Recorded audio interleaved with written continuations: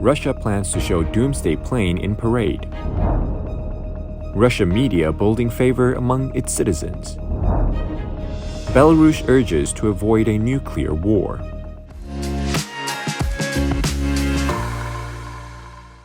Hello, I'm Johnny. Thank you for joining us on FUNDAY News. It's May 9th, Monday, and here are your top stories.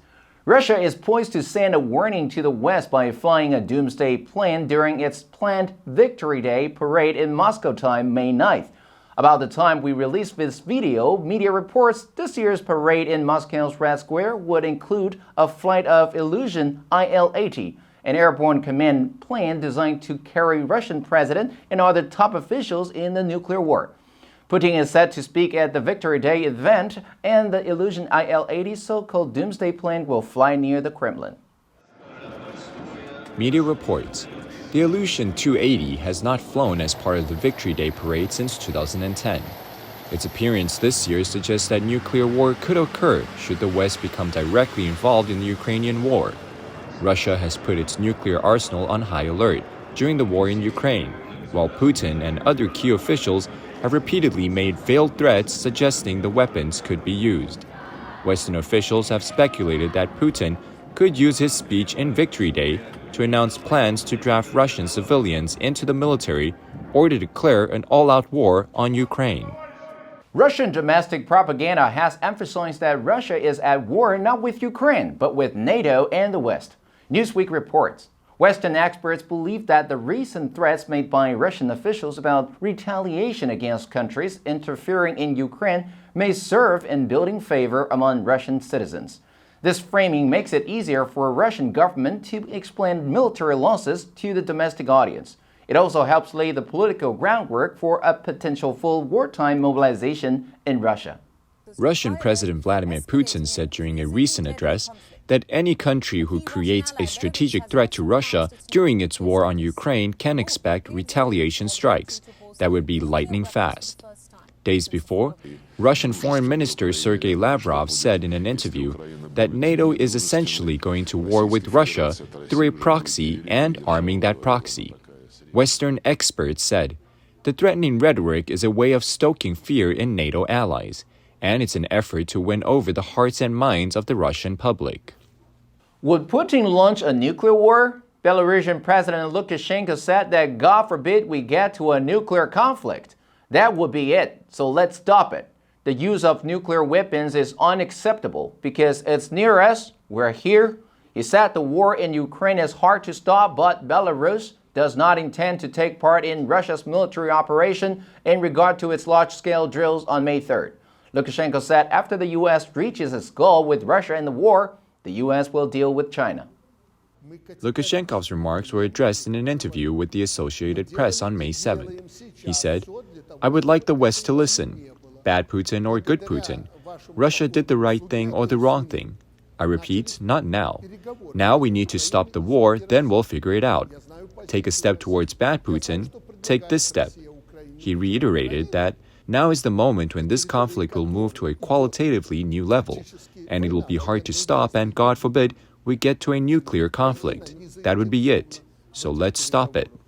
Last week, China's aircraft carrier Liaoning and 7 warships were performing a naval expedition in close proximity to Nagasaki, Japan, and the U.S. naval base at Sasebo. Both the USS Abraham Lincoln and the USS Ronald Reagan aircraft carrier were also in the waters near Sasebo the same day. Media reports this is the largest Chinese aircraft carrier group ever assembled, and it's conducting combat training near a U.S. naval base in Japan. China has officially confirmed this training operation. In addition to the Liaoning aircraft carrier, the Chinese naval formation is composed of 4 destroyers, a guided missile frigate, and a supply ship, with so-called long-range precision strike capability. Media reports, Chinese media boasted that the total tonnage for this iteration of the Liaoning's aircraft carrier group is reportedly the largest formation ever assembled in the history of the People's Liberation Army Navy. China's military news outlet confirmed its aircraft carrier group was operating in the Western Pacific Ocean.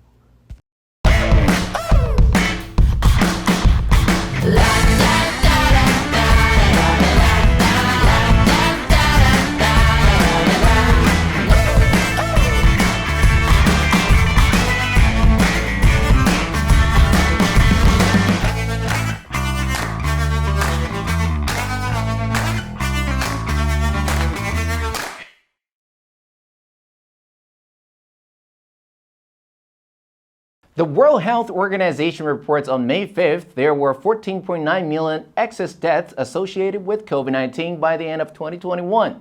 The excess mortality figures reflect people who died of COVID-19 as well as those who died as an indirect result of the outbreak. On May 7th, the U.S. government issued a new warning that the U.S. could potentially see 100 million COVID-19 infections this fall and winter, while Taiwan CECC announced 46,536 new confirmed cases of COVID-19 on May 7th. WHO said the official count of deaths directly attributable to COVID-19 and reported to WHO from January 2020 to the end of December 2021 is slightly more than 5.4 million, almost a third of the number of COVID-19 related deaths reported by the WHO. 2 days after the WHO report, the U.S. government warned that at the end of 2022, the U.S. could potentially have 100 million COVID-19 infections. The Biden administration had been sounding the alarm for additional funding. On the same day, Taiwan's new wave of COVID-19 hits the record of more than 46,000 new confirmed cases.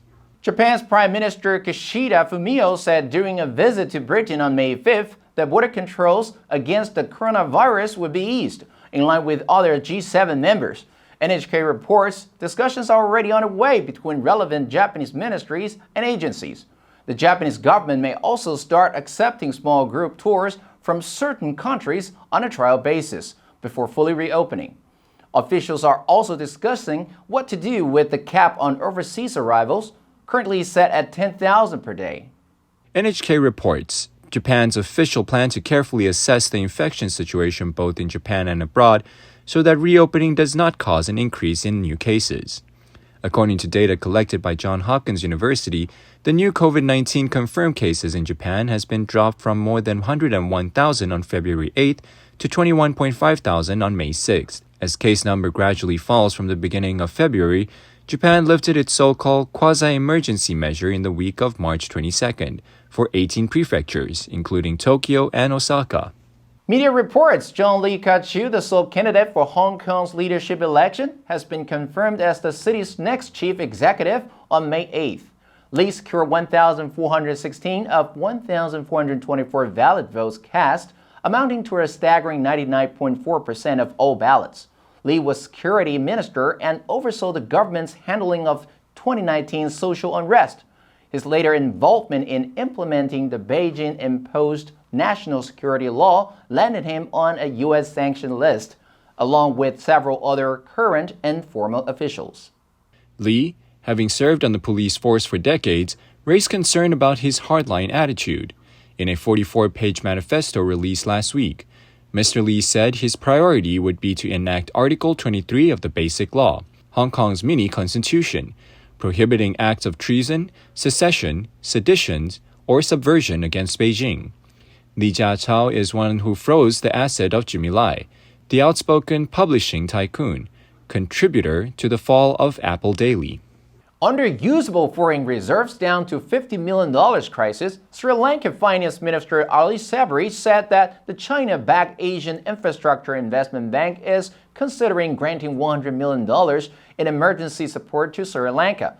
China is Sri Lanka's largest bilateral lender, and it has extended Sri Lanka a $1.3 billion syndicated loan and a $1.5 billion yuan-denominated swap to boost its reserves. Colombo said this month that talks had started on refinancing Chinese debt.